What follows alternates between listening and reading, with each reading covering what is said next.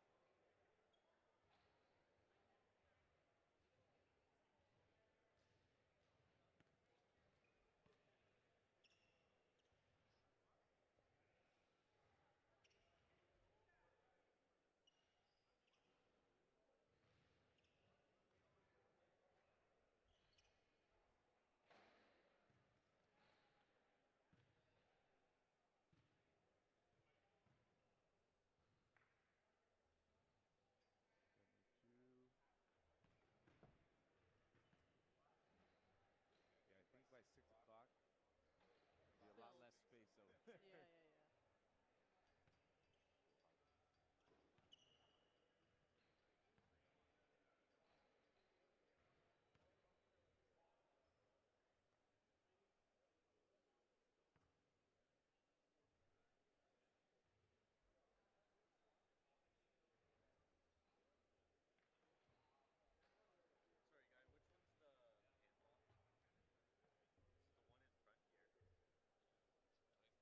Really?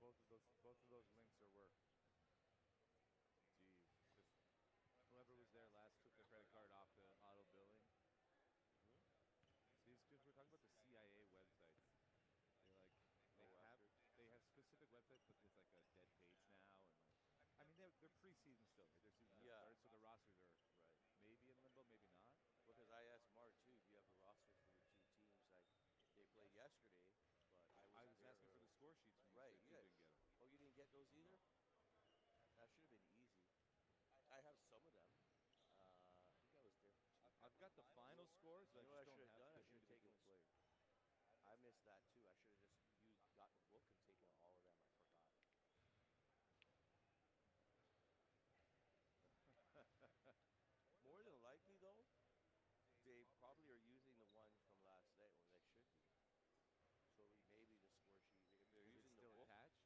yeah, it's all in the book. So I have a feeling it is. I see him turning the page. I think. What? We can check that maybe. Yeah, if we get a halftime, Yeah. we'll start over there. Good morning, everybody, and welcome to the beautiful facility of the Toronto's PAC Sports Center for today's Jamal Murray Homecoming Showcase, the Game 1 between the CIA Bella Vista EIBC and the Brampton City Prep. It's time to unveil the starting five for both the teams. Firstly, for the EIBC. Signing up for the class of 2026, the jersey number 5, Jelani McCoy.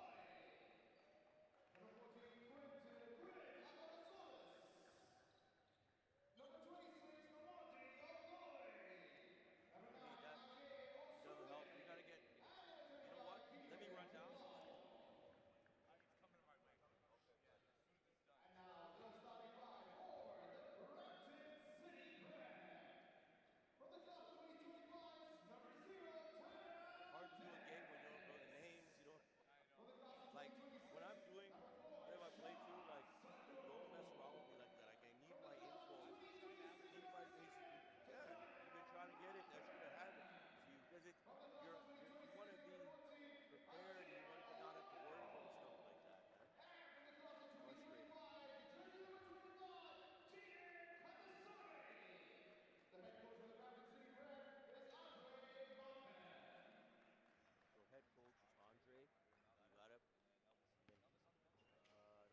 jersey number 25, Tia Kadasuri. The head coach for the Brampton City Prep is Andre Van. So head coach is Andre. You got it. And then I don't see it. Then here is Jamie, Jamie Cromwell, Cromwell, in the black shirt there. All right, we're gonna go up. Good morning and welcome into the Toronto Pan Am Sports Center. It is day 2 of the Jamal Murray Homecoming Showcase. JJ Evison on the mic joining me up here today. Drew Ebanks, CEO, founder of On Point Basketball, and the smallest point forward to ever play the game, Sydney Holmes, my partner in crime. We are underway with the 10 a.m. tip between CIA Bella Vista EIBC taking on Brampton City Prep's national squad. We didn't see Brampton City Prep play yesterday, but this EIBC had the early game, and they came out on fire. Jelani McCoy, number 5 in red, won MVP of that first game. He is a treat to watch. Yeah, a lot of talent come up here from the States, and some of these teams have Canadian and American players. So it's a great showcase for talent both north and south of the border. Quick transition opportunity the other way for Tyrell Dennis doesn't fall. CIA pushing the pace back down. Good defense there, too, to cut that off, limit the opportunity for the fast break bucket. Corner shooter open, just too strong. Rebound fought for, jump ball going to be called. That's the big man Quinn Athanasoulis in red fighting for that ball. Brampton City Prep have the possession arrow. Something I would have liked to have seen there on that last possession for CIA is as soon as the double screen happened and he kicked it off, he was actually open because the defenders left him. He could have had the ability to do a backdoor screen, so maybe on the next rotation he could just look for the other possibility. Top side, Olin Loyo now playing give and go with the corner shooter, attacking baseline, nice dish pass. Left-handed finish off the rim and out. Second chance opportunity, Brampton City Prep, yes! John Sandu, the 6'8", 2026, opens the scoring here in the 10 a.m. tip-off. And then a block on the other end, second chance opportunity, though, for the EIBC. Knots the game at 2. Brampton City Prep pushing the pace here early. Yeah, both teams, I think, trying to get, the early morning jitters out. It's quite an early game. And knowing those guys, they're coming from Brampton, which is a good trek to get over here to Scarborough. Luckily, no traffic. Yeah, thankfully, right? The only one positive about an early morning game is that there's no traffic. I feel sorry for the other teams that are coming, like, in the afternoon. If you don't know Toronto traffic, folks, you'll have to get used to it. Just only until that underground tunnel under the 401 is built. Exactly, And right? then maybe things will clear up. It's in the progress. They have thoughts. Oh, politicians. Drew, I wanted to get your insight here. Obviously, spending a lot of time around these kids as they're developing here in Ontario. You see them, a lot of them go to Arizona to continue development. They come back. And CIA, their program, has dominated here this weekend at the Jamal Murray Homecoming Showcase. What do you think that is, just being able to go to America for these Canadian kids and compete against, more established talent or maybe a bigger pool of talent? Olin two-handed jam. I'm very familiar with this BCP team, having played in some of our circuits as well. Some fantastic players, but as you said, JJ, it's great. It's an opportunity.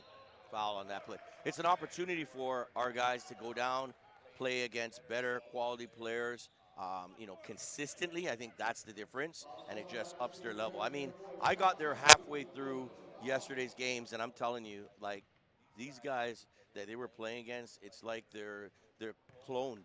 Yeah. These guys are like 6'8", 6'9", with the ability to jump out the gym, to cover guards out in the wing and out, at center court. It's crazy. You got the handles as well. It seems like everybody's a ball handler. There's a couple of inside-out dribbles, fadeaways. Olin dishes to the corner. Then up top side, that one off the mark, rebounded EIBC. Athanasoulis onto the near side. It's McCoy. And just head and shoulders above everybody else. 2 rebounds in a row and third chance opportunity. No, going back to the free throw line is CIA EIBC. I'll say too, a common theme with both teams early on in the game. I know it's almost instinctive at this point for basketball players to push the ball at first when you get it, just to kind of test the team's defense to really see what they're going to give you. But as we mentioned at the start of the game, there's 30 seconds on the shot clock. Both of them are really pushing the net with about 28 seconds remaining. So they're only using 2 seconds off the clock. I mean, again, it's resulting in a foul, but take the time, set up your offense, allow yourself to get comfortable in your rotation, see it full out, and then you can kind of attack the pocket. So that's maybe a little adjustment I want to see just from both sides for right now. And I saw that yesterday too, and I noticed a lot of the pressing that was going on. I told a couple of the guys on the Canadian teams, when you beat that press, you get over half, then you can relax. You don't have to keep in that frenetic pace because they want you to play fast. You got to slow the game down and work the clock. That bounce pass swallowed up by CIA EIBC on the backcourt. McCoy into the body. That's going to be a charge. That's great defense right there, getting back the big man, taking that charge. You got to love the effort there and the IQ to be able to see that driver and take that charge. And he gets subbed out. Take the charge, get subbed out. Sanders, good first Not minutes. the lesson. That's not the lesson somebody learned. Good job, They big gotta- charge, take a seat. 4 bench players for Brampton City Prep's national squad. They got to keep the legs fresh. Olin picks up his dribble at the top, gets it right back. Trying to navigate this zone defense. Nice pass down low, blocked at the summit. It's Athanasoulis out now. Near side pass, odd man rush. Jelani McCoy finishes the alley-oop. Little lay-in alley-oop, still 2 points, it counts. Big block there as well, man. Defense to offense very, very quickly. Yeah, the way the game is now, as you pointed out, it's a track meet. And if you don't have the horses, you're going to find yourself behind in these games because the players are so athletic nowadays. And they're all pretty much matched in skill, and I will say the difference between when I grew up playing to now is there's no off period. There's some of these guys and some of these women will go directly from the regular high school seasons to prep seasons to AAU. They constantly play. So at the end of the day, it really comes down to who has the longest stamina and who has the longest legs to be able to put their skills to fruition. McCoy attacks baseline, fouled, and he'll head to the free throw line for 2. So McCoy was the MVP of yesterday's morning game where CIA EIBC defeated Uchenna 108-93. Uchenna had a third quarter comeback, but EIBC just dominated the fourth to come away with that victory. Every CIA team from Arizona put up over 100 points in yesterday's games. They are just offensive threats. Yeah, they can score, that's for sure. Some of the highlights I even have on my phone. I haven't had a chance to really drop them yet, but my goodness, number 3, young man on one of the CIA teams, just absolutely incredible. The two, I think they're Roki brothers. Green? No. Oh, No, the two bigs. They're from Yeah, yeah, Senegal. Oh my goodness, the dunks and the blocks, two-handed blocks, just going up and just grabbing it in midair. unreal. Tyrell Dennis gets it in and gets it right back. Moving to the middle of the floor now. CIA still working in a zone defense. Dennis, time and space. Shot is up and bottom. Good to see TD getting off early. He likes to shoot that three. He's got to be more consistent at that, though, for the next level. Travel before the step in from the three-point line. Good find by McCoy, who attracted two on the baseline. Seems to be Brampton City Prep is throwing two defenders at the primary ball handler on the floor for CIA right now. Every single time. I think, but it's not like it's easy to counteract it, but now that you've seen it at least 3 times, pass the ball fast. I think what they're doing right now is they pass it once and they either drive to the net or they take a shot. Use your rotation. Pass it at least maybe twice more. Allow your players to space the floor to draw the defense out, to give yourself a better opportunity. Olin Loyal back cut pass. Kandasamy right-handed, no.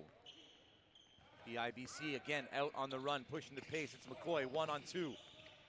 Loses the dribble, gets it back, kicks it out. Another paint attack for the CIA EIBC team. Second chance opportunity again for the guys in red. You know what I've noticed a lot, and maybe I'm looking at it more now, is the lack of physicality from our Canadian teams. Like, you have to find a body and box out. You can't just let guys that are 6'6", 6'7", I don't know how tall he is, maybe taller, he looks about 6'9", but you can't let them just be there right in the paint. You got to find a guy, turn, smash, and then go get the ball. And as JJ so perfectly said at the beginning of probably the shortest power forward life, at a staggering 5'7". But instinctually it means that I naturally have to box out because I'm always going to be shorter than every other person that I go up against. But I think, as you perfectly said, a lot of players will get so relaxed in just jumping for the ball. You got to box out to give yourself a better fighting chance and a better position because you could get an offensive board out of it. Zion Malcolm gets on the board with a nice right-handed scoop finish. Coach's son, Coach Andre's son right there. He's quite the player, Zaya. See if we can get some more looks for him. Ball's in. It looks like CIA is pushing BCP to the right, to this left side here, trying to make him work down inside to the left. Beautiful bounce pass on the inside. And that's Malcolm again. 4 straight points. And that's Jaden there, Kandasamy. I'll tell you, when he starts to go off, he's one of the best scorers in this country, number 25. Watch out for him. But it's good to see him making plays for others early on. Nice take. Athanasoulis, a little too strong. BCP out on the run. Dennis going to take it himself. Right-handed, yes. 15-12, BCP. Brampton City Prep's national team leads the CIA Canyon International Academy EIBC Bella Vista squad early in the first quarter. Baseline attack, nice shovel pass. And just owning the paint is this Bella Vista squad. Again, no physicality from Brampton City Prep here early in the game. I mean, imagine if they're playing physical, they're boxing out. Like, you take off maybe 7 points off of CIA, but because they're not playing a physical game, that's what the consequence is. You have to be able to meet these guys physically, show them it's not going to be easy inside. Exactly.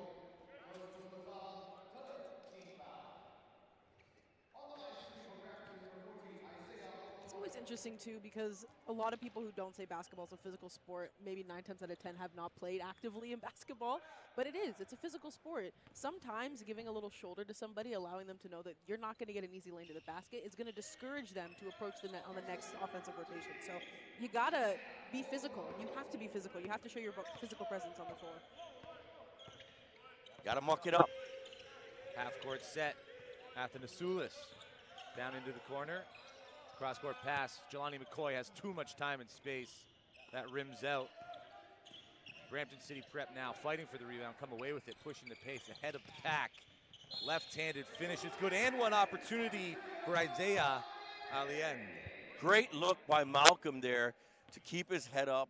Guy on the run. Perfect by Lane. Bucket's good. You got to love that. I mean, Tazaya showing a lot there just by keeping his head up. He looked like a point guard out there. Again, we're talking about he's a scorer for sure, but all of these players are coming up now they're expected to be 3-category players, right? They You have train to. that way from the time that they're young, and then they either hit this growth spurt that puts them at the power forward or the center position, but they can still handle the ball. It's unbelievable.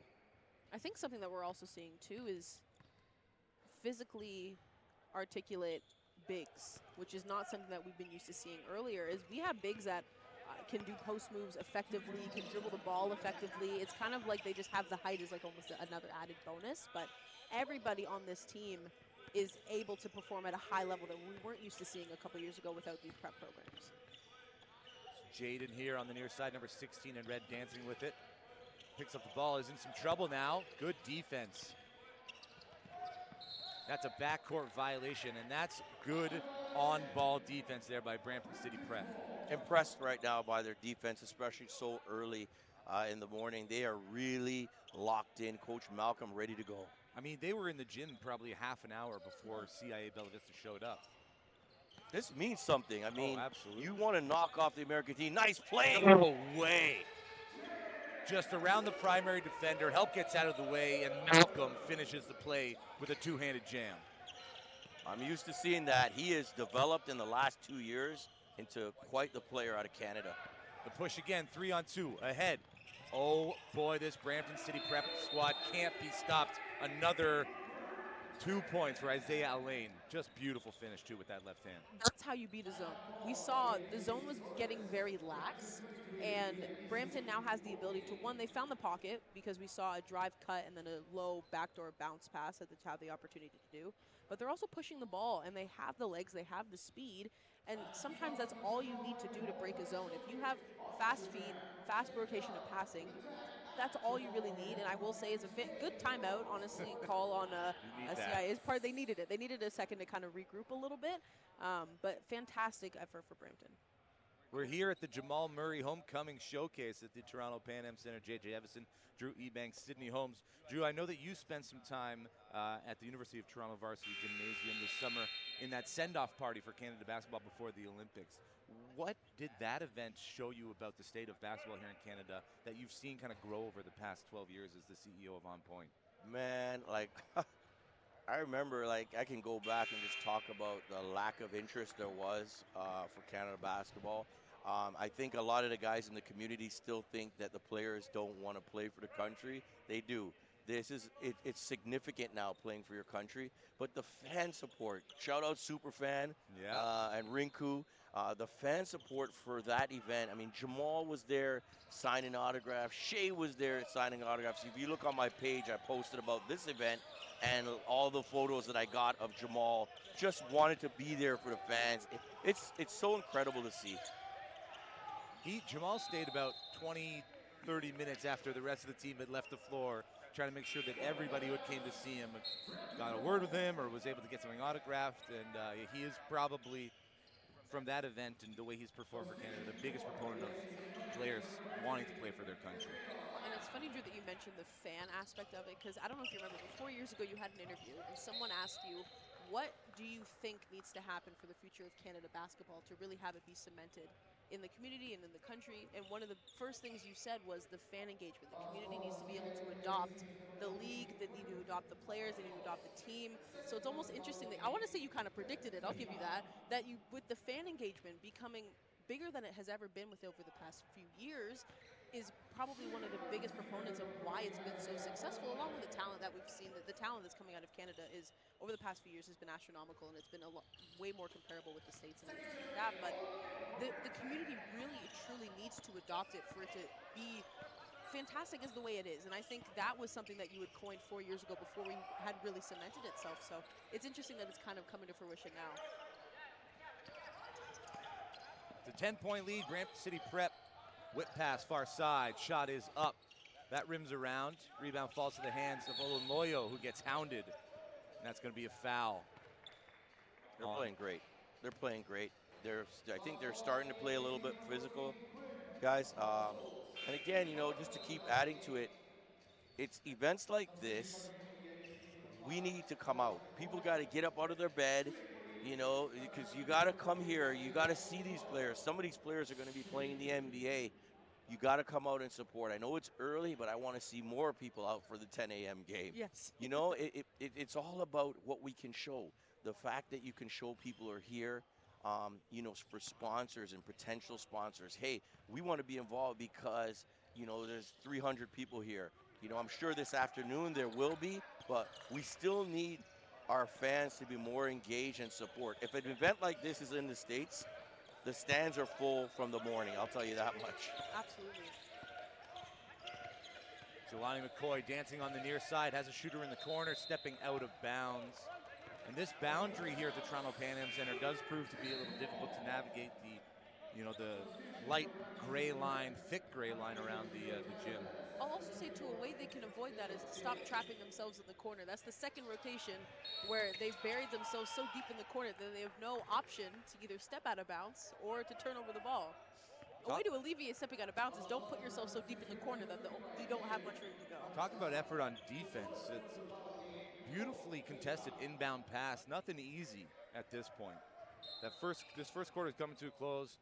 Bella Vista stuck 10, and they're not about to go into the quarter break down double digits.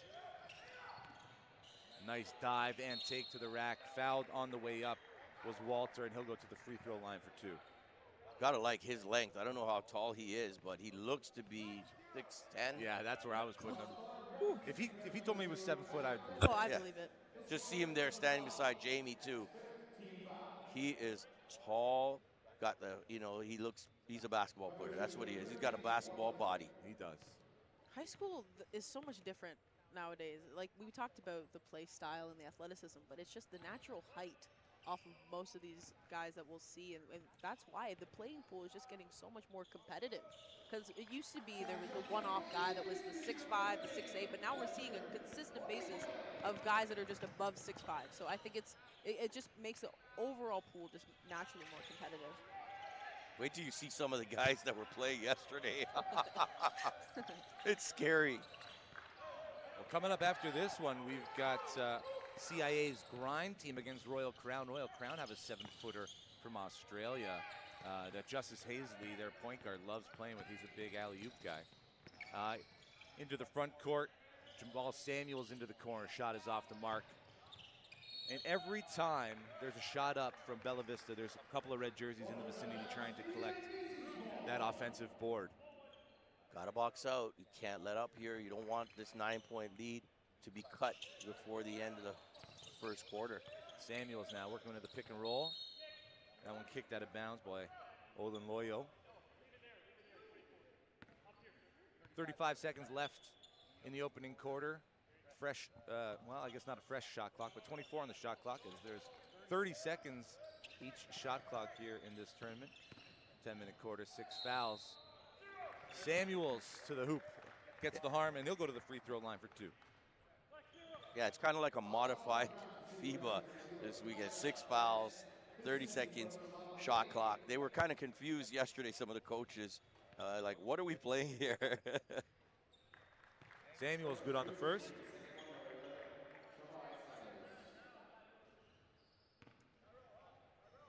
I know this facility very well. We used to run our pro-am here. Shout out Ryan Xavier.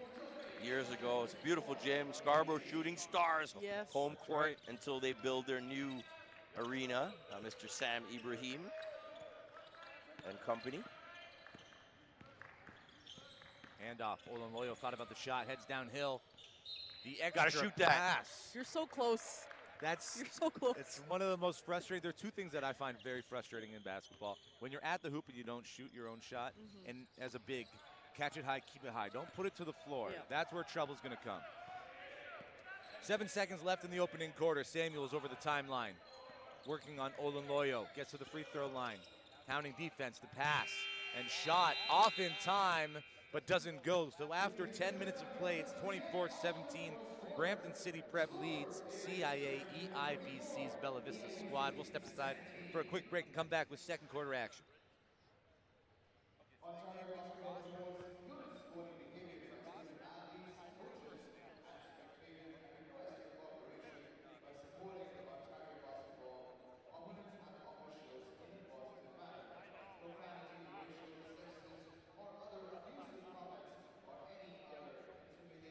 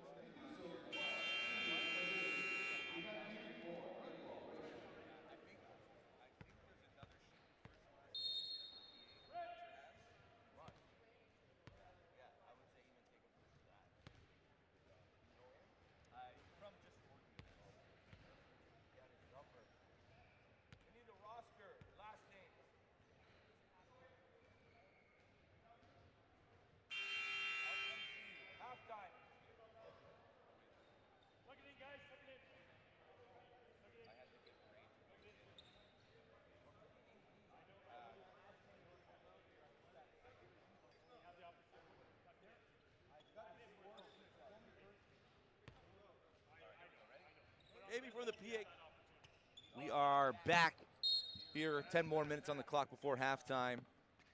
CIA Bella Vista trail 24-17 to Brampton City Prep. But CIA Bella Vista hounding on the offensive glass. And Brampton City Prep has just been pushing the pace, and that's been the key to their success, sharing the ball, getting wide open shots. Nice dribble shot there. Nice pull-up by the big man. He's showing he can step on the outside and hit it. Impressive. Big men are expected to be able to shoot now, it seems. Dribbling into traffic, but fouled. Thought they weren't going to call that. It's a little delayed, but you got to get it. You know, what's the officials say? They'd rather get it right late than wrong. I will say Ezra Daly was kind of a bit bailed out on that one because he used the reason why his teammate was really just kind of blocked up in there. Malcolm, top side. Bella Vista back into a man defense now. Travel. Sydney called that one from up here. You know what it is? It's like when you can see the pocket before you have the ball, and then your brain just automatically thinks I got to go. But like if you give yourself a second to catch it first and go, it's going to alleviate the travel being called. Samuels working top side. Kicks it out. Jelani McCoy. A couple of jab steps, then Brown brings it back out using the screen. Gets around it. Dennis takes a shot to the chest. Another Jimmy from the mid-range. That one doesn't fall. McCoy with the rebound. No box out there again. You have to find, every player has to find the offensive player and box out. McCoy, double team, fading away, gets bailed out on the foul that's going to go against Isaiah Alain. It's interesting, too, because we've seen the last few times Brampton have been not complaining, but just questioning the ref on a certain foul call. But as you said, if they were to box out and grab the rebound, there wouldn't be any kind of conversation on if it was their ball or not. That you have to box out so you can have fresh legs. They're tiring themselves out staying on defense longer than they have to. Fundamentals is key at this level, especially as you said earlier. When you're playing against a team that's longer than you got to do the little things so you retain possessions and give them as least extra possessions as possible. Ezra Daly with a nice give and go with Dennis in the corner, gets the and one opportunity. And again, a burst of speed by Daly, just blows by his primary defender. In that man coverage, this CIA team is susceptible to giving up a few easy looks. CIA doesn't seem focused on defense this morning, and that's shocking because I know Coach Cromwell pretty well. He's a tough-minded coach. He cannot be happy with the lack of defense on the red team's side.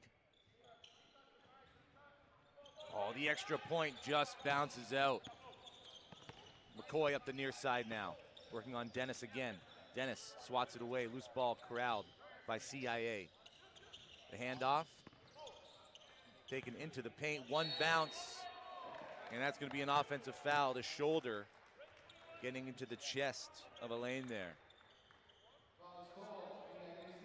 Another guy that's got superior height there, number 21. Alisson. And we're just working with first names for the time being for this Bella Vista squad.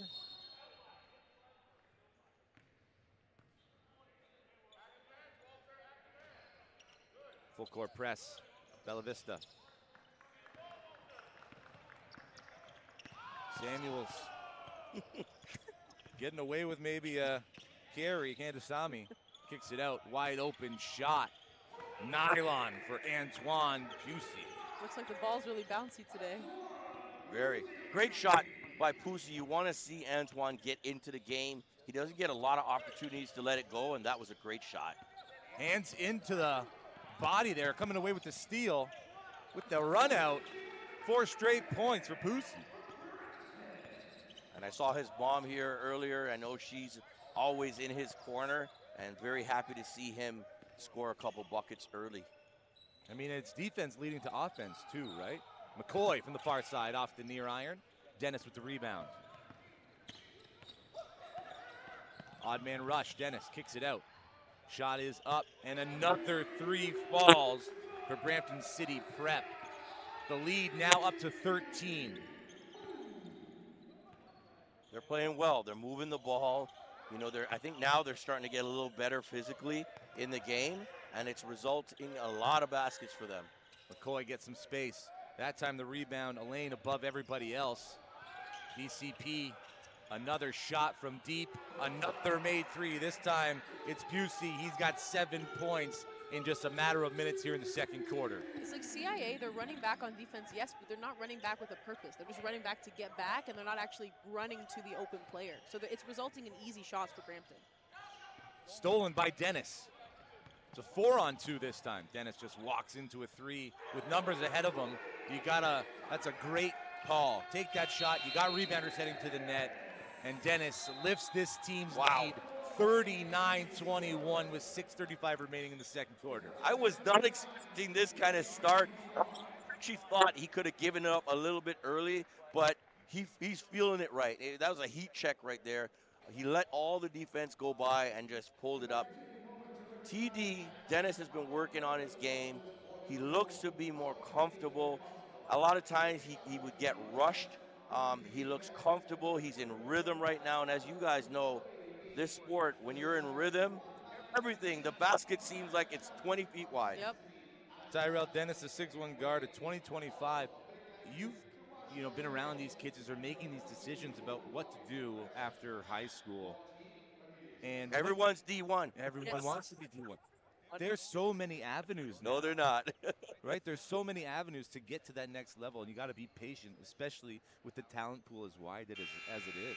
Yeah, there's so many opportunities. I mean, you can go the JUCO route. A lot of kids now are even looking at U Sports as a viable option because it's better to a lot of times be that big fish in the small pond instead of going down and getting lost down in the States. So U Sports, as a result of the talent, has actually been elevated to levels never seen in Canada. So, and a lot of guys too have made the choice to go down to the States after 1 year. A lot of them are coming back. Yeah, come back, and the U Sports now has a pipeline into the CEBL, right? And then from there you get some G League exposure, NBA exposure. So it's definitely a different route, but it's a viable option for somebody who wants to get that playing time and not just sit on a bench. And you know what? Sorry, go ahead. No, I was just going to say, especially with their new opportunity where you have to have a minimum of a certain OUA or CCAA players on the practice roster. So it allows players who don't necessarily have the skill immediately to make the active roster to at least be on the practice squad to compete at a high level to then eventually progress into the professional league. A lot of U Sports players too, not a lot, but there has been a few that actually left U Sports, and now that's even the other way, staying here and then getting recruited to D1. I think there was about 10 prominent U Sports players that went down this year. So, it's going back and forth. That's a great thing. I mean, having America as your neighbor is phenomenal because, you get that transfer of talent both ways. Some big programs for that too. Queen's University tends to get a lot of athletes coming back. Dalhousie University is very competitive for their men's program. So we're seeing a lot of athletes really coming back to Canada, or like you said, spending a year here and then going over to the States. And a lot of players who are graduating from U Sports are going overseas, and then they're getting those reps. Well, most of our pro players, which I've been telling kids for many, many years, have come from U Sports. Yes. BCP pushing the pace yet again. This time Bella Vista coming back. TD Tyrell Dennis, extra pass. Foot was on the line. That would have been a long two had it gone. Walter unable to corral the rebound. But last touch by Ezra Daly, says the official on the baseline. So Bella Vista maintain possession. It's also interesting to instill in young athletes because, as you mentioned, not everyone at the front of their career is going to have the ability to go through Division I right off the bat. But you look at the professional level, you have players like Grady Dick, who last season for the Toronto Raptors spent a lot of his time for the 905, learning how to really compete at the high level. And now he's on the Raptors. He's averaged, He's getting 24 points last game. Like, him and Scotty Barnes were kind of trading off threes. Like, having a year to grow yourself as a player before you truly cement yourself is not bad. It's not a step back. It's essentially allowing you to have a bigger step forward eventually. Jelani McCoy gets the basket, a tough basket, and then was barking at somebody. Officials tee him up. He's looking for an explanation. Lead down to 12 now, so CIA is starting to feel a little bit of a rhythm. This is an interesting point in the game, too. Let's see how BCP response to this little run that CIA is doing? Are they going to hit back, or are they going to let them back in the game? It's a game of runs. You hear that all the time. You got to thwart one and then go on your own, add to your lead. It's like Jamal Murray and the Denver Nuggets. They'll kind of let you stick around for a few quarters, but when that fourth quarter comes around, they'll put their foot on your throat and end the game within the first few minutes. Just put it completely out of reach. And he's been lucky enough to play with some really good bigs. Obviously, Thon Maker when he was at Orangeville, and now the big Serb. Like, he's been blessed with the bigs that he's been able to play with. Makes your game easy. Yes. Dump it down to the big and just turn around and walk down the other way. Dennis finds a lane, left-handed scoop finish. Yes. TD is at another level right now, and I'm not sure what's happened in the last couple months, but he's seen the game now, and he's patient. Well, you know what? I was reading an article the other day with, who was it?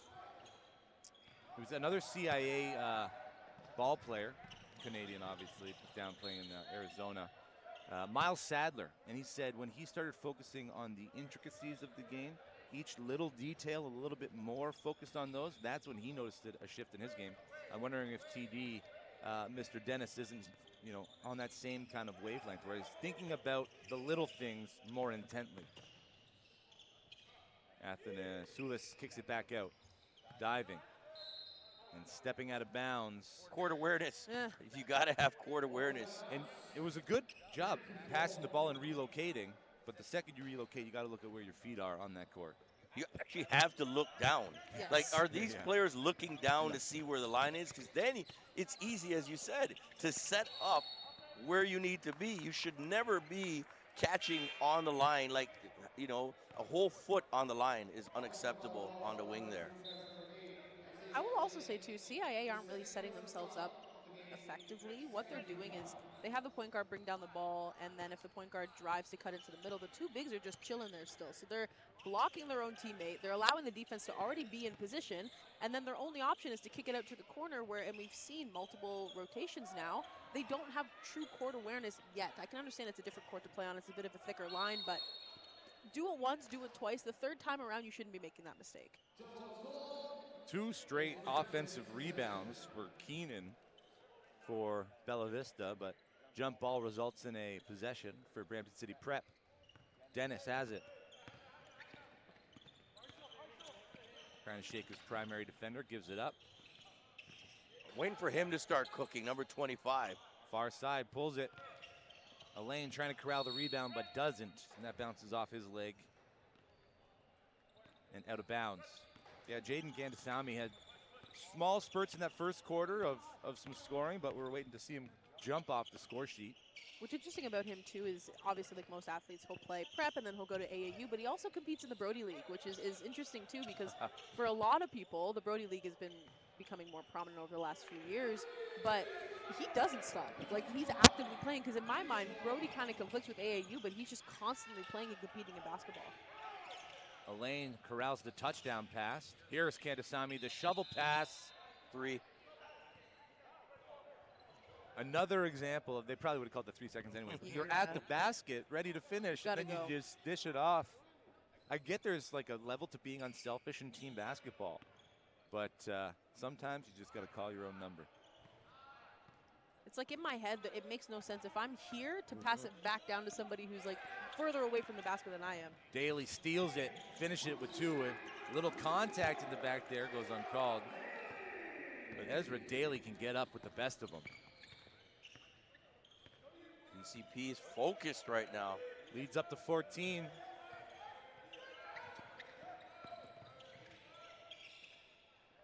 Nice baseline cut and finish for Keenan Joel. Another give and go. This time keeping it the whole way, unable to finish, Isaiah Olanloyo. And Bella Vista now the other way. McCoy keeps, takes, off the iron. 3 red jerseys down low, and it's Athanasoulis who comes away with it. Second chance opportunity, no good. Ball loose on the ground, and ahead of everybody else is Dennis. And that's textbook layup. They're looking ahead. They're keeping, now they're starting to bang on the defensive glass. I don't like the offense that CIA is running. It seems they're coming down and just jacking a lot of shots. They need to make more passes to make VCP work, as you said earlier. Exactly. If you're not willing to make your defense work, it's just going to make it harder for you on offense. They're also setting ineffective screens. It's like they have the defender coming up, the screen gets called, but they're just standing next to the body and then rolling away, so they're not sealing the defender. They're allowing their own teammate to get double teamed at the top, so they're really causing more of a struggle to result in any kind of basket. It's like there's no rotation that they're set up. Right now it's kind of just come down to the floor, pass it once, kick it up for a shot, let's try to get the rebound. If we can't, we'll go back on defense. And as the gym starts to fill up, there are some bodies in here now, but more and more showing up. You can hear the communication on the court. You hear a lot more from Brampton City than you're hearing from Bella Vista right now. And on offense, as soon as that double team comes, you got to be shouting if your defender leaves you that you're the open man. Yes. Because ball movement starts with that, and then you can find great looks, right? I think that was one of the things I used to always do. I would be the loudest. Doesn't matter if I'm on the floor or if I'm on the bench. And that also comes with bench play too. Just because you're sitting, sometimes you can see things that people that are on the court can't actually see. You can see the backdoor cuts. You can see the man who's open low in the corner. So there needs to be stronger communication on both sides, but I think Brampton's kind of carrying that a bit more right now. They're also playing with swagger. Like, they've got that kind of intangible X factor amongst the squad right now. Tough to bring out at a 10 a.m. tip. You got to be ready for it. BCP wants this win. It would be a great signature win for their program early on in the season. Malcolm calling the play out. Into the corner. Middle of the paint. Shot is up, in and out. Rebounded Bella Vista foul is going to be on Olden Loyo for a push. And those are tough fouls to take. I mean, if you get 6, you're 90 feet away from your own basket. There are 2 jerseys, 2 black jerseys around 1 red. That's just a tough foul to take there. A minute 30 left in quarter number 2, 46-32. Brampton City Prep lead Bella Vista at the 10 a.m. tip-off of the Jamal Murray Homecoming Showcase here at the Toronto Pan Am Sports Center. It's McCoy, floater, yes. And he's been testing the waters the last few possessions. I felt his shot selection hasn't been the best. I think he really would be served to try to get to the tin a bit more, feel out the game, but you could see he's got quite the jump shot. He's been poking and prodding and finding some pockets of space.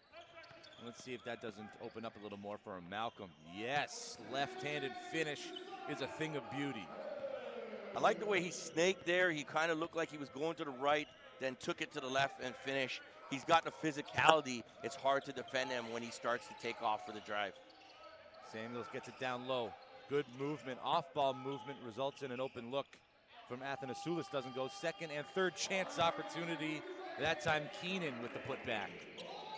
Sandu's just getting out-physicaled right there. He's just slow on the glass. He has to really bang his offensive counterpart there and really start to, make his presence felt.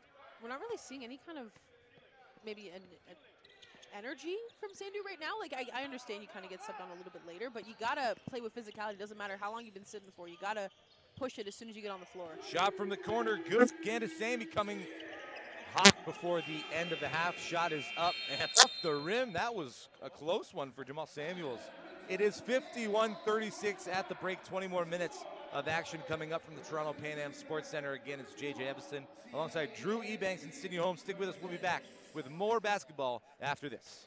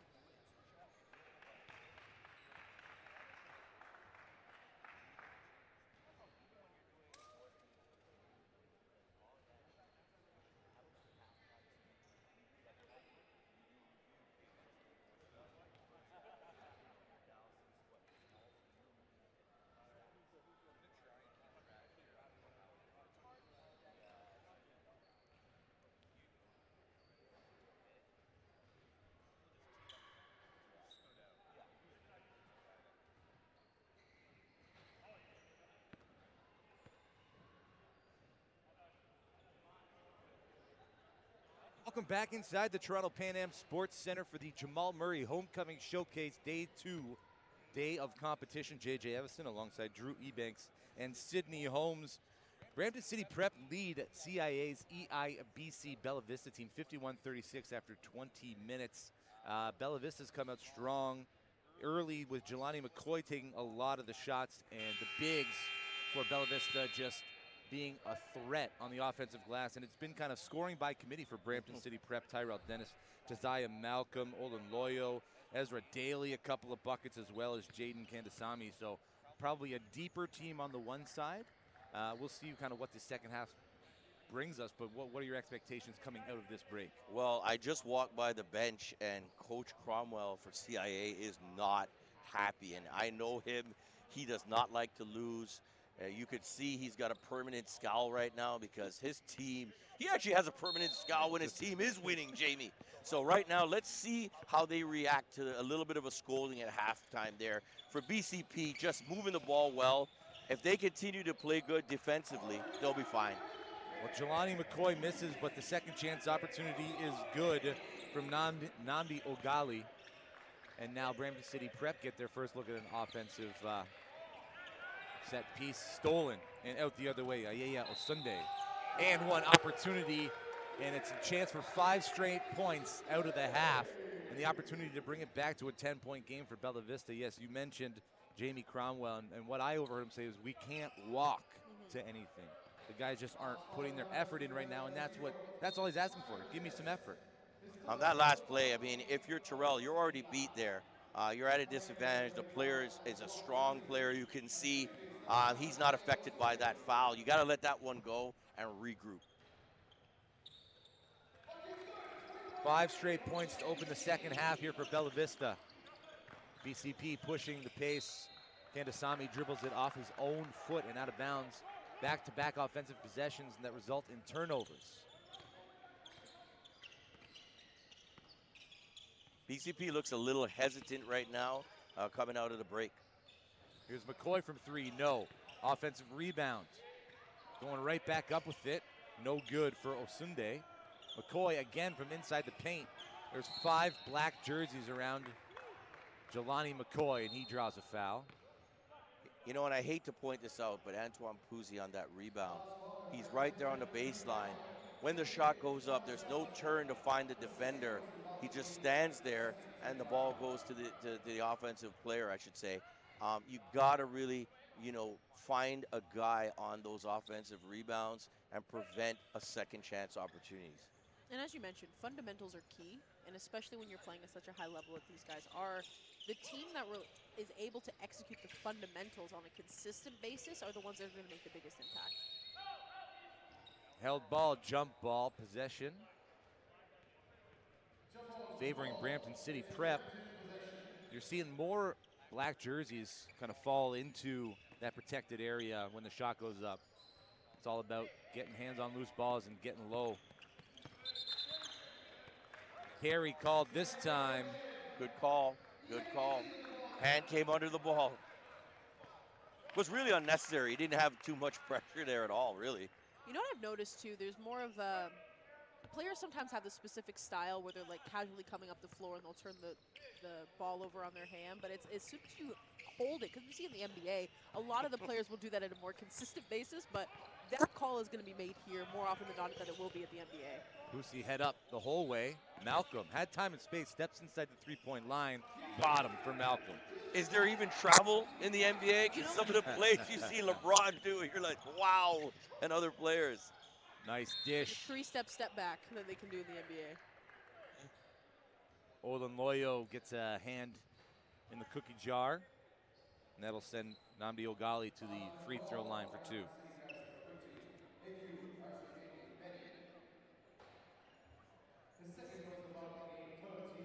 Royal Crown heading to the locker room, getting ready. Coach Mike DiGiorgio.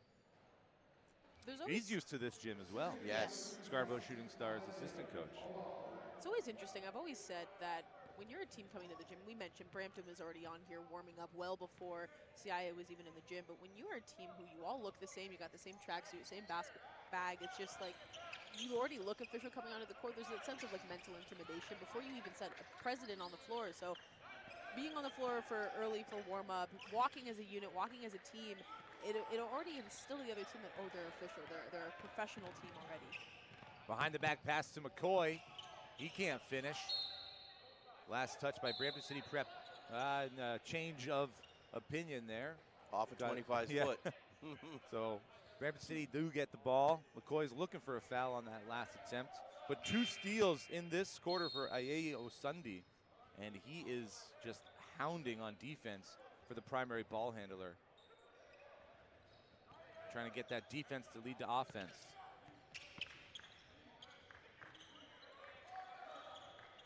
Nice passing. One bounce, blocked at the top. Bella Vista out on the run. Sunday, right-handed finish is good. Nice play. Out about everybody else. So just running the floor consistently. These guys seem to have just massive motors. I think we're also seeing now CIA, even though it didn't work on that possession, they're attacking with a purpose, where before in the first half, they were just attacking for the sake of doing it and then throwing up a shot and hoping it goes in. But now they're playing with a purpose. They're running the rotations effectively, and it's resulting in baskets for them. He had the dish. If he realized he had the nice bounce pass for the bucket for number 50 down low, he would have had him wide open for the basket. But the line. Go to the free throw line for 2, and we were urging all the guys to finish their own tries early, and then that one we're asking for the shovel pass to the open pick and the bounce pass right? Wide open for the dunk. It's funny though, because that falls down to basketball IQ too. It's like knowing the floor and the space that you have. Ogali almost got away with that one. Sometimes in the referee's mind, if they see you hinging at any point in time, if you're reaching for that ball, they're going to look at it as you didn't have a position to hit the ball or block it anyways. So it's just an unfortunate call on his part. I like the aggressiveness though. Malcolm, he is showing his skills not only down low, but his ball handling, his early on the first quarter, his passing ability, looking up the court. 4 points already in the third quarter for Taziah Malcolm. Jump ball called, possession arrow favoring Bella Vista. They will take it out on the side. 57-43, 7:09 remaining in the third quarter. Brampton City Prep lead as we bring the shot clock down from 30 to 21.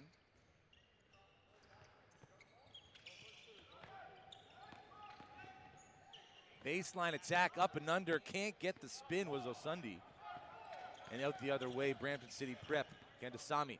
And a third strip of the quarter. Osundi sees a lane, takes it, left-handed, that one goes. That's nice. Gotta love the finish there. Gandasamy from the near side, off the mark, fighting for the rebound, able to keep it alive and throw it off. A Bella Vista player was Archinega Benny, the big number 50 there in black. Tremendous hustle. You gotta love that if you're BCP. Nice dish pass down low. Beautiful finish. Isaiah Elaine. Someone kind of stepped in bounds before he passed the ball there. I'm liking what I'm seeing from Elaine. I mean, he's a great addition to the squad. He's fearless down low, doing it all for his team. Look at that, sliding on defense. Yep. Into the corner. Shooting 2 will be Walter Onyekwele. Just long, just so long. Like 2 strides and he was in the paint from the corner. I don't know how tall he is, but looks to be a 7-footer to me. We talked about how bigs they're more reliant on being more of an aggressive and agile player. He started from beyond the arc.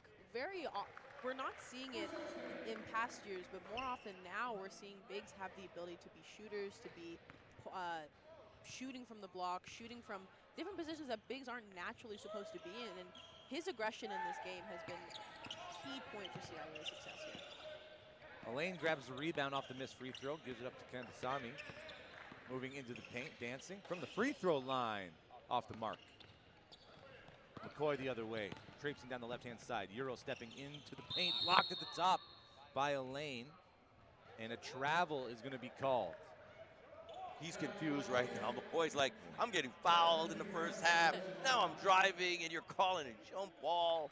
Got to play through the whistle. He was the MVP in yesterday's opening game. He can drive, he's got vision, he's got IQ.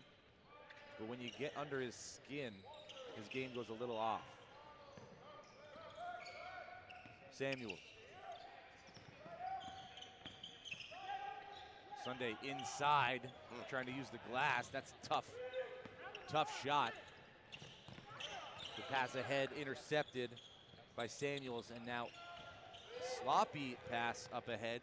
Loose ball way out of bounds. Onyekwele. Yeah, both teams a little sloppy right now out there. They got to slow the game down and just get into what they want to run. I know teams are looking to run the fast break, but if it's not there, take your time, pull it back out. Olignolo 1-2 stepping, nice pass to Elaine. And that's good IQ basketball. Moving without the ball, getting to open spots, and trusting your teammates will find you. Well, Sunday into the lane, left-handed scoop, no good, but he'll go to the free throw line shooting two. I mean, it's something I wasn't the biggest fan of, maybe because I couldn't do it. And JJ, I know we've talked about this, is the under layup, the underhand kind of scooping it from underneath. Yeah. But it also allows you to draw more fouls because naturally you're already at an advantage where you're coming underneath the defensive hand. So it's a good play. I could never do it, but I know a lot of people are kind of doing it now, and it's resulting in more fouls because naturally the player will have to kind of lean over more so and put themselves out of position. So I will say it's resulting in a lot of free throws right now for CIA. All right, back into the zone defense. Bella Vista working baseline. Coughing it up, and now Bella Vista out on the run. McCoy on the far side, trying to corral that pass. Works baseline, elevates. That time he's fouled going up, and he'll head to the free throw line for two. I like that now. I think McCoy's the type of player who kind of will have the ability to take over a game. He just realized, I think, that he doesn't really have it going from deep. So now he's trying to push, right? 4:52 left in this third quarter. They've got to turn it around. They're down 14 points. And that's what good scorers do. When their shot's not falling, they get to the free throw line. It allows them to see the ball go through the hoop. And then all of a sudden, like you said, it looks a little bit bigger for the rest of the game. So McCoy here shooting 1 of 2.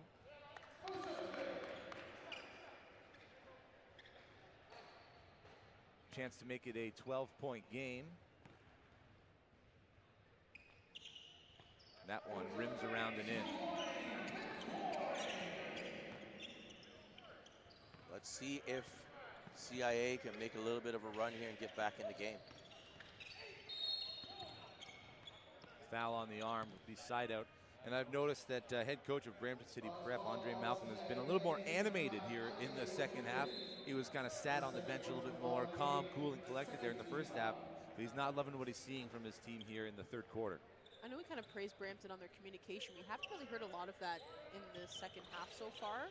It might be because they're tired and they don't really have the ability to be as vocal as they were in the first half, but I also think it's because CIA is showing more of a stronger presence on defense than we weren't used to seeing. Gandasami's three is good from deep.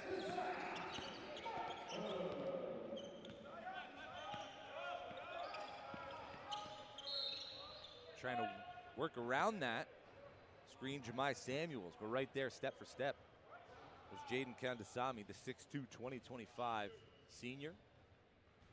Seems like every time CIA tries to make a little bit of a run, BCP finds a guy open or they make a great play. The confidence level that I see in this team, maybe it's because they're getting a lot of reps in. They're in several prep circuits this year, but it just seems the maturity they have right now. Finding the open player, giving up a good shot for a great shot, like they're at a level that I haven't seen. And this was a young unit last year. I think they're coming into their own. Ball movement, definitely a big part of the success here for Brampton City Prep in this game. We've talked about almost a turnover. Sorry, JJ. You're good. Go ahead.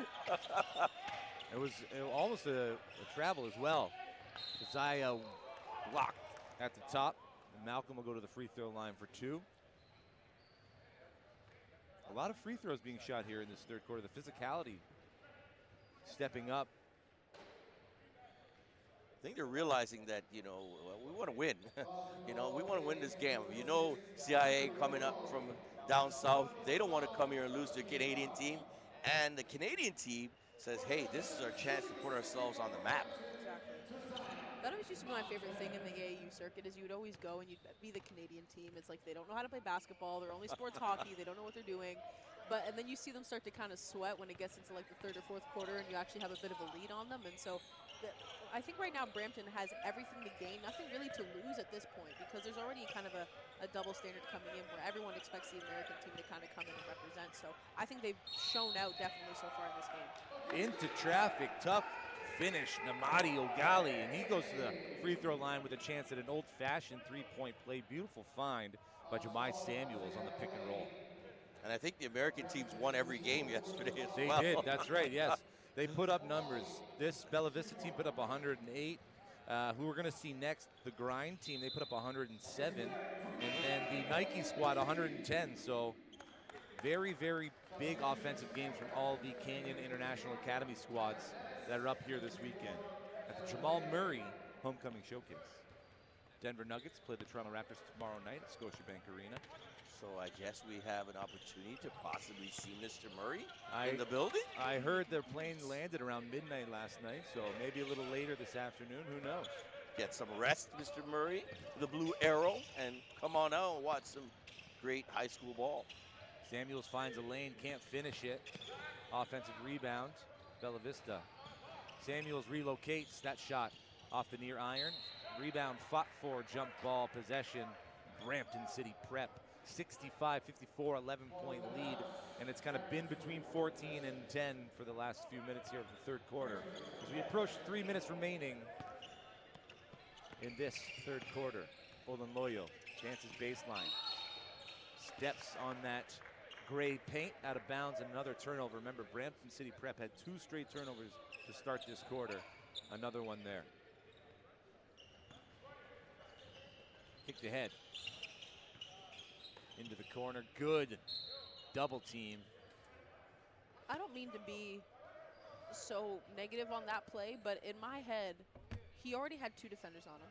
And then he continued to go further into the pocket, into the hole where there was no other place for him to go. Again, they got the ball back, but make your way to the top of the court. Don't push yourself further in the corner. There's no way to go. Ogali finishes over a defender there about 10 feet from the basket. Nice little Rick Fliss, good. And then at the other end, the block. Ahead to McCoy. It's a 3-on-2. McCoy's going to keep, but wait for a teammate. It's Samuels. Samuels into the paint. Sees too many bodies, pulls it back out. And another out-of-bounds play. Court awareness is very lacking right now. That's 6 times. I know we talked about the basketball game for the Toronto Raptors happening tomorrow against the Nuggets.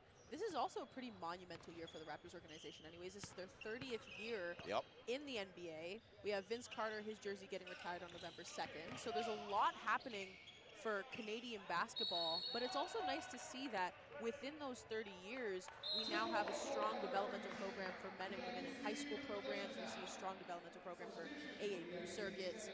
And our national team has been stronger than it has ever been over the past few years, men and women. So it's very cool to see the transition in the 30-year period for Toronto. It's being Canadians' team. That was what it was coined.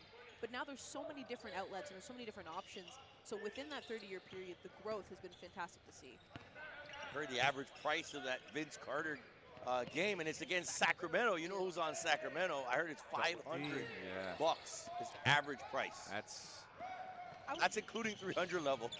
See, I was lucky enough. I was in the queue for pre-sale. I am going as a fan on the 2nd, so I'm lucky enough to be able to do that, but not for the resale price. The resale price is a bit too expensive for me, but I'm happy to say that I will be in the building on that day. I've been kind of going on it about with my friends. I wonder if they're going to make it a purple jersey, if they're going to kind of put a purple jersey to the Raptors, or if they're going to keep it with just the standard red. I'm not too sure. Pinstripe. You got to go with pinstripe. Or you know what? They leaked that the Raptor doing the Vince Carter between the legs. Yes. I wonder if it won't be, for the first time that night. Far 3 is good. And watch out now. It is a 6-point game. Bella Vista Trail, Brampton City Prep. Charging foul. You make a 3 on one end, you come back and you take the charge on the other. That's the energy and effort that head coach Jamie Cromwell's been dying for from this squad. And you know what? The momentum is changing, but I still think CIA is still half asleep out there. Yes. I'm still looking to see. When I see guys that are 6'8", 6'9", 6'10", I want to see more energy. I want to see activity, physicality, even on their end. They're not playing as physical as I thought they would play. BCP has to recover now, get a stop here, and get that run, get that lead back up to where it was before. 45 seconds left in the third quarter. Just made a three from there. That one would have been a two-toe on the line. Dennis with the rebound ahead. Olavoyo loses it. Nobody in front of him and just dribbled it out of bounds. I don't know. It looked like he was thinking of passing it too. And Well, so I think thought he was going to dunk that. He was hoping for a dunk. I think, again, he just got caught up in his feet, unfortunately. But would have been a beautiful play if he got it off. 7-second difference. Game shot clock. McCoy down into the paint, kicks it out. Near side three. That one a little long. Rebounded. Osunde going right back up with it and under off the glass. That's a tough bucket for two. Clock is going to run here. We are approaching 10 seconds left. It is a 4-point game. Brampton City Prep lead. CIA Bella Vista. Malcolm with a chance to take the last shot. Attacks the paint. Left-handed scoop. No good. And the third quarter comes to an end. 67-63. 9 points from Ayaye Osunde from CIA's Bella Vista to lead the scorers in that quarter. We will step aside for a quick break. 10 more minutes from the 10 a.m. tip-off coming up right after this.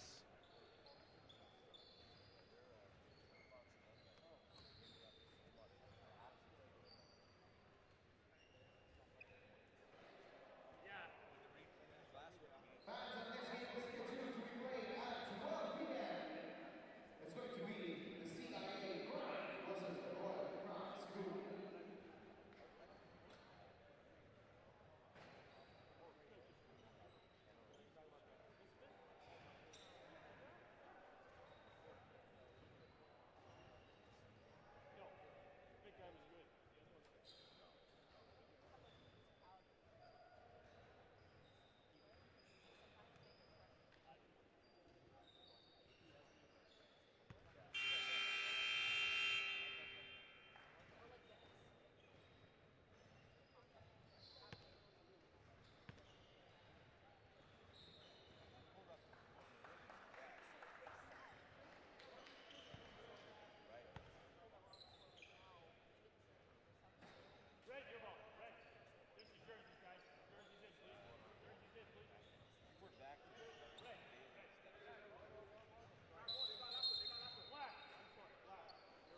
CIA Bella Vista overcome this deficit from the start of the game and continue winning a 2-0 at this tournament? Or will Brampton City Prep be the first Canadian team to upset a team coming up from the States? It is the Jamal Murray Homecoming Showcase here at the Toronto Pan Am Center. JJ Evison alongside Drew Ebanks, CEO and founder of On Point Basketball, and Sydney Holmes. It's McCoy in the front court, left-handed, a little too strong. Offensive rebound going over the back. Not going to count for Ishmael Anna. Looked like a good box out for a change for BCP, but yes, it is over the back. Good box out there by Terrell. We talked about it in that quick break there. Win the glass, win the game. Brampton City Prep need to do that on the defensive glass. Offensively, they haven't really had too much offensive rebound opportunities. We'll see. It's Dennis now. Near side, Daly into the corner. Olavoyo on one. Malcolm takes it strong, and he'll head to the free throw line. So he's been getting more and more aggressive as this game goes on. It's nice to see coming from Malcolm. It's tough to handle. When he makes his mind up, you see his body, he's worked on it. He's very physical, he's strong, can finish with contact, and you love to see that because, you know, the lead's down to 4. You got to really reestablish your team and the position you've had all game. You got to keep your confidence up, but more than anything, the fundamentals, as we've been harping on. I know it sounds repetitious, but at every level, you got to focus on the fundamentals. 2 for 2 from that trip for Taziah Malcolm, the coach's son. How will Bella Vista respond? Downhill, McCoy doesn't get the finish, and again, sprawled on the floor. McCoy has spent just as much time on the floor as he has been playing the basketball game. He plays a physical game. He likes to go downhill, especially when that three ball's not dropping. He's frustrated. You He's can looking see for that whistle. he's got to the hole a couple times and just no foul, and he hasn't made the bucket, and he's looking at his coach and saying, I don't know what to do. There he is, fading away on the reverse. No. Well, Sunday with the rebound. McCoy wants it back. He's wide open. Dennis. Close out. That shot off the mark. Malcolm into the front court. Sees a lane, takes it. Nice finish. Beautiful drive. Can't give him that. You cannot give him a wide open pass, and I'm sure Coach Cromwell is not happy with the defense his team's playing. What's the lead now? Back up to 8. 8, yeah. Far side. Athanasoulis gives it back to Sunday. Tries to get it down low, stepping out of bounds. And turning over the ball. Brampton City Prep with the chance to get that lead back to double digits where it was the majority of the first half and to start the second half. But Bella Vista came back in that third quarter. Sadu kicks it back out. Daly moving back inside the paint, elevates, blocked at the top, gets the second chance opportunity. Nice opportunity, but another block, that time against Malcolm. Tried to go reverse there, but the defense was right there. McCoy, left-handed finish with a burst of speed, gets by everybody. Daly waits for his defender to blow by and gets an easy 2 in response. Good patience. Track meet right now, guys. Let's see. 8 points again is the deficit. This is going to be an electric 8 minutes to finish out game number 1 here at the Jamal Murray Homecoming Showcase here at the Toronto Pan Am Center. Day 2. The CIA Bella Vista team beat Uchenna Academy 108-93 yesterday. Sunday attacking baseline. CIA is standing a bit too still for my liking right now. They're giving their teammates no other options. Bailed out by McCoy. But you know what? At least you got shooters on your team that when the shot clock kind of gets down to it, you can get the shot off. But it'd be nice to see them move to give themselves There's a better no movement. opportunity. There's no movement Yeah. without the ball. Like a little pick and roll action would be nice for them. You know, just to feel, you know, a body hitting them. Not enough of that, just one-on-one play and everybody standing around waiting to see what McCoy's going to do. And Coach Cromwell, even on the side, he was yelling, you got to move, you got to fill the court, and they're not doing that. Malcolm downhill. Did Goodness. jam on the head of his defender. No mercy. Holy smokes. He went up so calm, too. I wasn't expecting a two-handed jam. He went up so calm. Quinn Athanasoulis with the response from deep. That's a highlight. That's a highlight reel dunk. Here he goes again. Through 3 red jerseys, that time blocked. Well, Sunday keeps and finishes. And now you feel like Josiah Malcolm has this confidence about him, but he's got to still have that IQ working as well.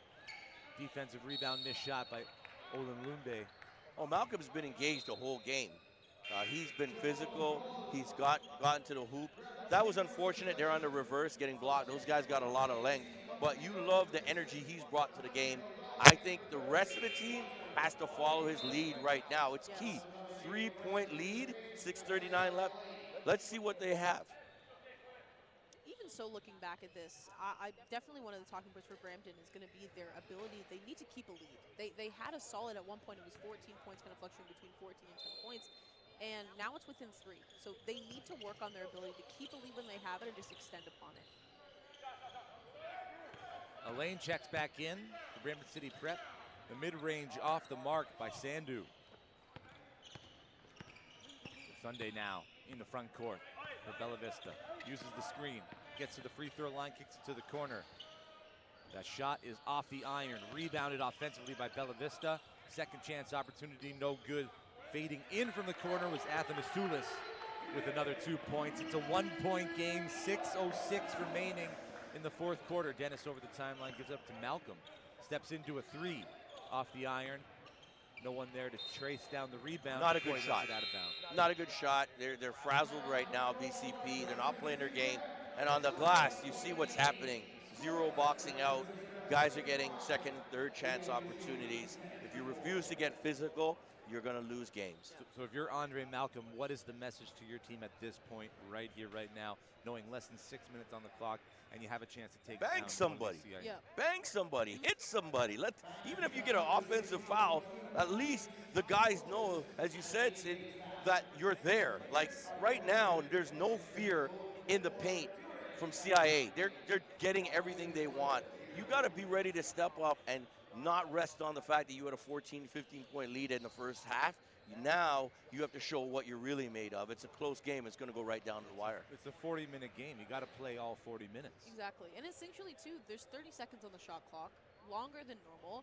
In my head, if the defense, like CIA right now, they're not really playing as aggressive of a defense as I would expect them to be when they were at a deficit. So if I'm Brampton, I'm going to come down the floor, give myself maybe until about the 20-second mark. If they're going to give me that space, which they've been doing, because right now Brampton's kind of just allowing CIA to have strong defense because they're going right into them. I would take my time, set up a play, make sure I'm using the clock to my advantage, and then run a solid rotation, because Brampton has been able to call plays during the heat of the moment and during physicality, so I think they need to be able to keep that consistent, especially with such a close game. Brampton City Prep bring back in Candace Samby as well as Archinega Benny. So a little bit more size in number 50 here. I like Elaine. Elaine is back in. He's played a solid game too. The chemistry between him and Dennis and Malcolm and Olin Loyo has been, you know, unbelievable this morning. The handoff, the big-to-big handoff, the mid-range Jimmy off the iron. Rebound corralled by Bella Vista. It's McCoy at the top now. Into the corner. 2 steps into the paint. Offensive foul. Wrapping the arm around the body of the primary defender, Walter Okinwele. That was a good call. That was a good call. Agreed.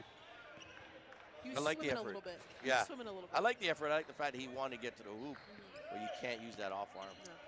Kandasamy. Olin Loyo working downhill. That would have been a tough bucket. He was into 3 red jerseys that time. I think that's a bailout, though. If you're going to attack, you go to attack to dunk the ball. You can't attack to kind of do a little scoop up and under. You got to really go strong. Elaine called for the travel. Feet were moving faster than the ball was.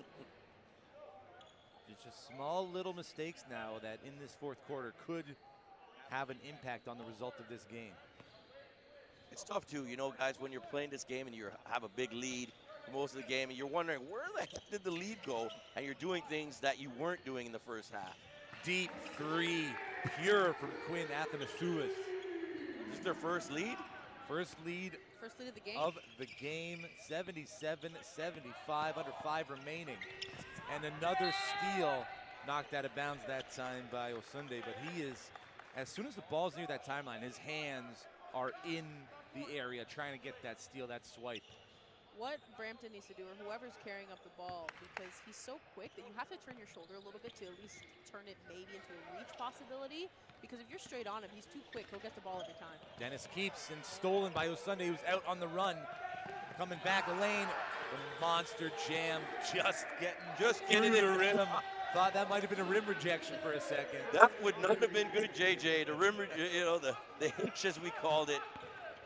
The rim is the worst defender. See a lot of guys thinking they were up there and you were ready to go, and then, you know, those big games we used to play, and all of a sudden the whole crowd is just like, wow. The worst is when everyone's on their feet expecting this big dunk and you just hit right off the front edge of the rim.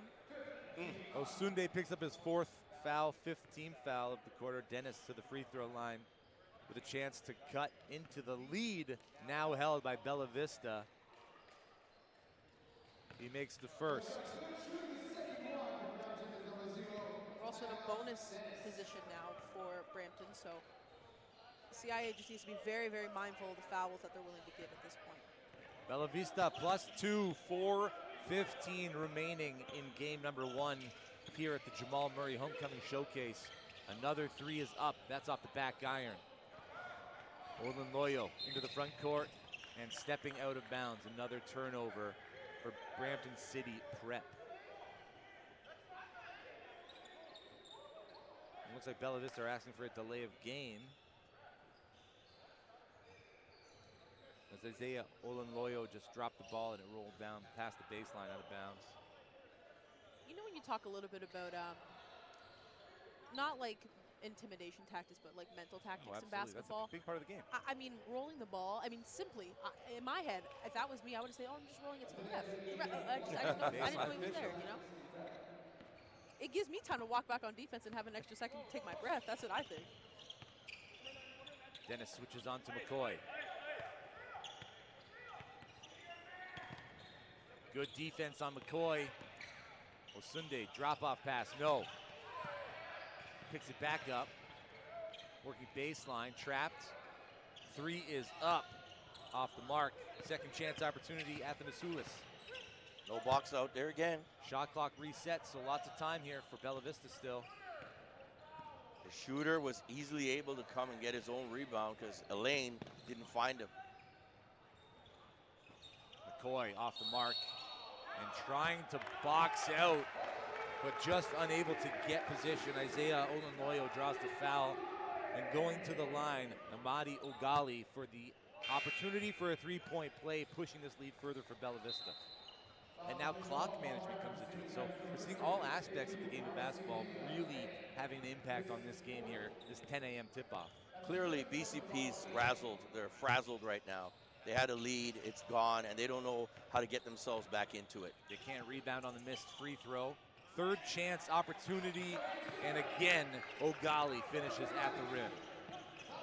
I think we're seeing the physicality we wanted to see from him in the first half. He's actually bringing it here in the second. He's driving for those rebound opportunities. He's getting the putbacks, and he's getting to the line. So I just want to see that physicality be throughout the game, but it's nice to see that he has that ability here late in the second. A little 7-second offense there by Brampton City Prep. Kandasamy with the three-pointer. They needed that. Baseline Jimmy off. They still have a chance here. Like this lots game of basketball to be played. It's right in reach. You got to do the little things down the stretch here. Nice cut. Up and under, contact at the top, and Isaiah Olenloyo gets the chance to go to the free throw line here now. Make two, he's grabbing that left hip. Kind of came down a little hard on that. I understand there was the two defenders that Bella Vista kind of had down low. I think he would have had maybe a better opportunity to get the and one if he just kind of finished it instead of going underneath the basket. Just take it strong to the rim. Exactly, because if you're already there, you're close enough anyways, and it's going to be a foul regardless. Give yourself a better chance to get the 2 points because right now you need it. You're down. So this could have actually ended up tying the game if you made the free throw, but I think next time just think instinctually, instead of maybe what looks better, to give yourself the better opportunity to just get the layup. In and out on the first attempt. I know I mentioned I'm not the biggest fan of missed free throws. It used to be instilled in me when I used to play rep in AAU basketball. It was so bad one game that my team was not making free throws that my coach, she called a timeout to make us run suicides because we were missing so many.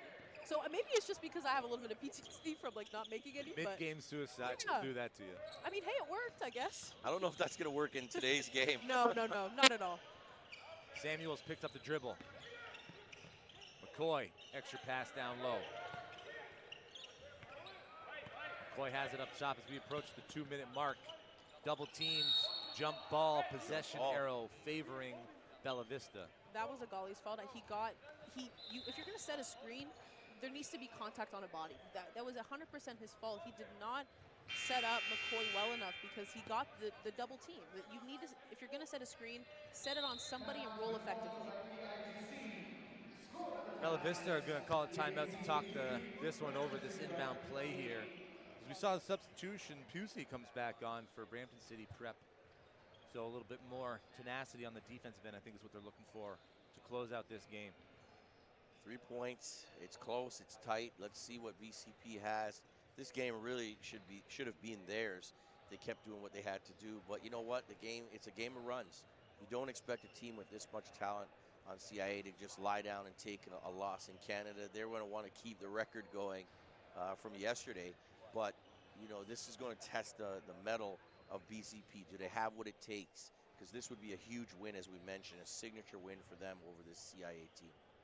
And it's interesting, too, that a lot of the things we were saying from CIA at the beginning of the first half was they're not playing strong on defense, they're not moving the ball effectively, they're not crashing the boards. They're doing all that stuff now. And we see, as a result of that, they're actually leading the game. So BCP had every single opportunity to truly capitalize and to extend their lead, but instead now the Bella Vista is really showing their true efforts on the floor. That's when you can see a little bit of the flaws in terms of the fundamentals and boxing out that BCP has not been able to do effectively recently. And also being strong on defense. Like, as you said, you have to put a body on them. You have to allow them to know that you're there, and it's not going to be an easy passing situation. So that's a little thing that I would hope to see from BCP here in the last 2 minutes. Brampton City Prep going with a 4-guard lineup, stepping out of bounds. And again, that's probably the best case scenario for Brampton City Prep right there. Number 7? That's 7. That's 7. Wow. 7 in a row. Quinn Athanasoulis stepping out of bounds on the inbound pass. Dennis over the timeline as the lane traipses through the middle of the floor. Malcolm comes and sets the screen. Dennis around. Gondasamy traveled before shooting that. Did take a step there. It looked like he caught it and then went 1-2 to me. Excuse me, guys. Tight. Cut my mic for a sec there. I'm looking at the replay here. It looks pretty close. It's really close. In a game like this, you kind of want to let the players decide the outcome. McCoy keeps around. He gets the call. Contact, yeah. Is that going to go on a lane? Nope, that's going to go on Pusey. Antoine Pusey going to draw the foul, send McCoy to the line. 1:51 remaining. 3-point game, Bella Vista. Looking to improve to 2-0. Brampton City Prep looking to be the first Canadian squad to upset one of the Canyon International Academy squads up here from Phoenix, Arizona. The adjustment we're seeing from McCoy is, at first when he wasn't getting the foul calls, he was almost shying away from the contact. He was kind of leading back. On that last one, he's going right into it, and it's resulting in him going to the line. So it's nice to see that he's able to make that adjustment on the fly to result in a better chance at the shot. Dennis loses it over the timeline. Charging call. Dennis able to get back, get his feet set, maybe leaned in a little bit on that one. Doesn't matter. Official made the call. He gets it charging. He sold that one. I was going to say, remember, we recently had the WNBA Finals. Head coach of the Liberty said, if you get a foul, if you feel any body on yourself, fake it. Fake it till you sell it as best as you can. That was a fantastic sell. That was a fantastic Academy sell. Award right there. Exactly. Terrell Dennis. Best position. Yep. Here's Malcolm over the timeline. Top side. Gondasamy into the paint. Keeps right-handed finish. That's beautiful basketball. He's a scorer, that's for sure. And even a little fake pass, like looked at the corner for a split second, opened up that lane for him there. Corner 3 up, bottom. Athanasoulis, he has proven to be a shooter himself here. That's this big. weekend. That is big right there. I mean, you go from a 3-point lead to 6. That changes the game. Gondasamy stepping through, fouled on that attempt, so he'll go to the free throw line for 2. 1:03 remaining in the first of 6 games on the slate today here at the Jamal Murray Homecoming Showcase at the Toronto Pan Am Sports Centre. This is a broadcast of the Ontario Scholastic Basketball Association being broadcast on the Athletic Institute TV on YouTube. We appreciate you tuning in. JJ Everson alongside Sydney Holmes. We'll be here with you all day. Drew Ebanks, CEO and founder of On Point Basketball, here for the 10 and 12 o'clock games, and then has some other commitments. Maybe see you in the gym a little bit later tonight with some marquee matchups. William Academy. Want to see CIA, that. Nike. Want to see that. Some really that good matchups a little bit later. Yeah, I'll be back probably around that 6 o'clock time frame to catch the last 2 games. McCoy, near side, under a minute remaining. 5-point lead, Bella Vista ahead of Brampton City Prep.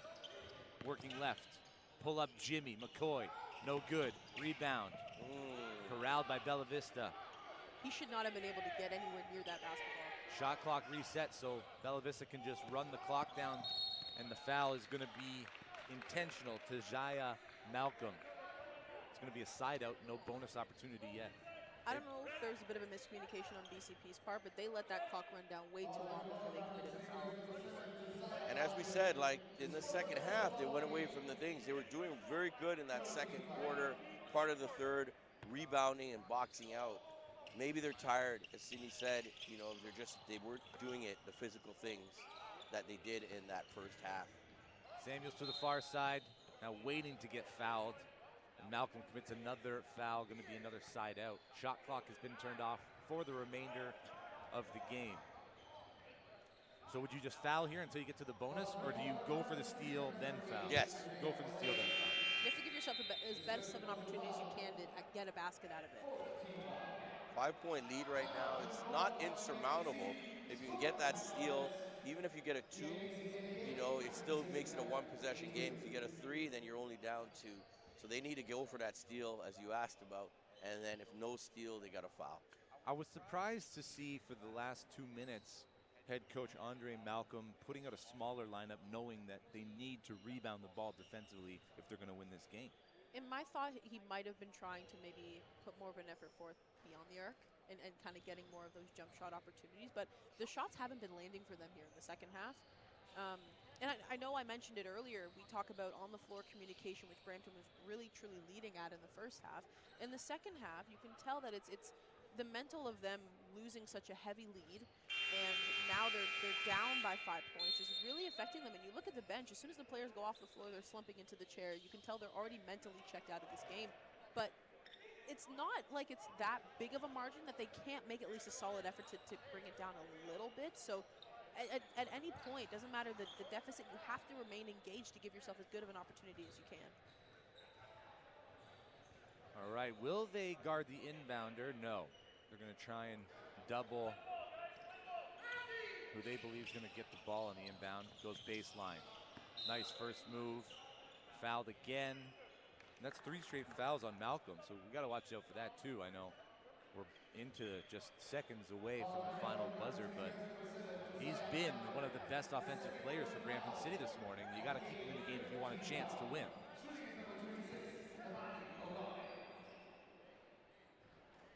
Golly misses the first. That's what they need. And he hasn't been that successful from the free throw line here this morning. Only 1 red jersey inside. The second is good. Timeout. Timeout, gonna bring this past the timeline. Drop a couple of plays. They gotta get a bucket, a steal, and then another bucket. They gotta be 3 points. It's a need 3 situation. Yeah. And the problem is, too, is Bellavis is probably going to play a bit more of like a lax defense. The only reason I say this is because they've shown that they have one true player that's really able to be quick on his feet, and Asunde he has fast hands, so he's able to really show that presence on defense. The rest of the roster hasn't really shown that to us, their ability to kind of get to those pockets on time. So if I was them, I would want to play more of like a solid zone-focused man, if that makes sense, more of a centralized man, so you're not really going out of position too much and forcing Brampton to really put those shots out, not really giving them a clean lane to the basket. Side out of bounds in the front court. Brampton City Prep trail by 6 against CIA's Bella Vista squad, looking to go 2-0 here at the Jamal Murray Homecoming Showcase tournament. Yesterday at Orangeville Prep, the Athlete Institute. Today here at the Toronto Pan Am Sports Center. It's Dennis on the sideline. Into the corner. Kandasamy steps out of bounds. And what number is that? That's number 8. 2 times in this quarter, he's been called on a travel or an out of bounds, but nailed the 3-point shot. And that's gotta hurt. The problem is at this point, if I know that my team is struggling with knowing the awareness on the court, I'm going to wait for them to at least have 1 foot down, so when they pivot, they're not stepping out of bounds. But as you said, Drew, a full foot out of bounds at this late in the game, it's not acceptable. Give yourself 2 mistakes, but we're at 8 now, and that's for 8 in total for all the bodies on the floor. You got to be more aware of where you are and where you're standing. It's tough to see, but it's not that tough to see. Exactly. Quinn Athanasoulis, pure from the free throw line. Dennis. Inside, Pusi off the backboard and through. Bella Vista can take their time here.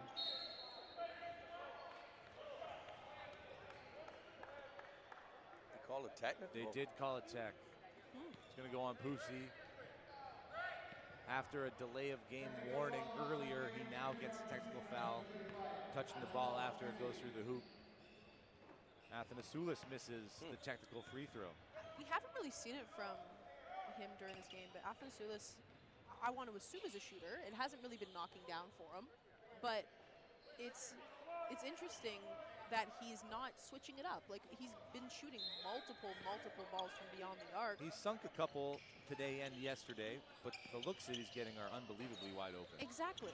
And the fact that he's not knocking them down, maybe, again, it could be nerves. It could be the fact that it's a bigger, broader stage, and maybe he's not used to playing it as consistently, but he's a shooter nonetheless, just hasn't really been going down for him. And CIA Bella Vista improved to 2-0 here in Toronto. They win 91-85 over Brampton City Prep.